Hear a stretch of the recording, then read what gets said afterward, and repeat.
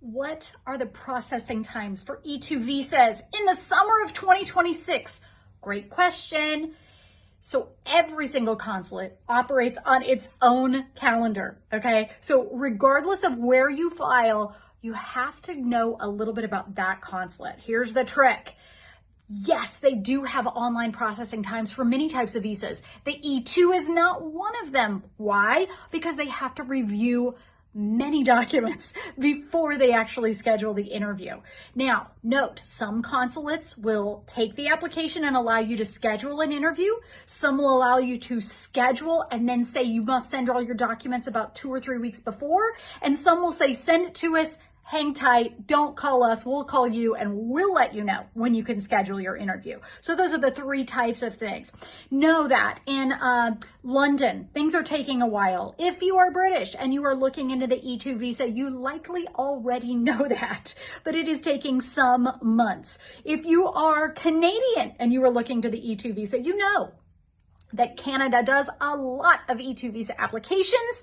They've had a couple of little bumps in the road recently with upgrades to their system. However, it does appear that they will be running generally okay, 8 to 10 weeks, something like that, to get an interview.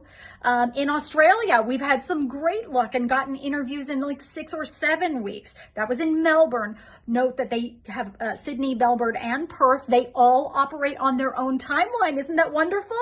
Now, here's the other thing. Here's the caveat at the end for all of it.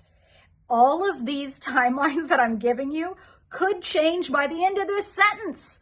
The consulate is in control of their timeline, okay? So just be very aware of that. There were a lot of changes to how the consulates operate and different changes to the interview system. That happened in September of 2025, so things shifted. Now everyone has to go to an interview, right? That affects the fire codes in the consulates. So if they used to be able to do 10 E2 interviews a day because they only had the applicant and the spouse in most cases, now we have to take into account that even the 6-month-old babies, even the 3-year-olds, they all have to be in the building to do the interview. So sometimes that kicks those interview times back a little bit.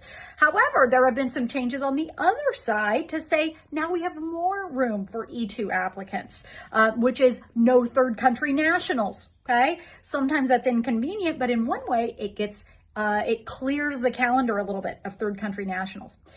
These are the processing times right now, but again, they could change. Have other questions? Give us a call anytime. We'd love to speak with you about your E2 visa.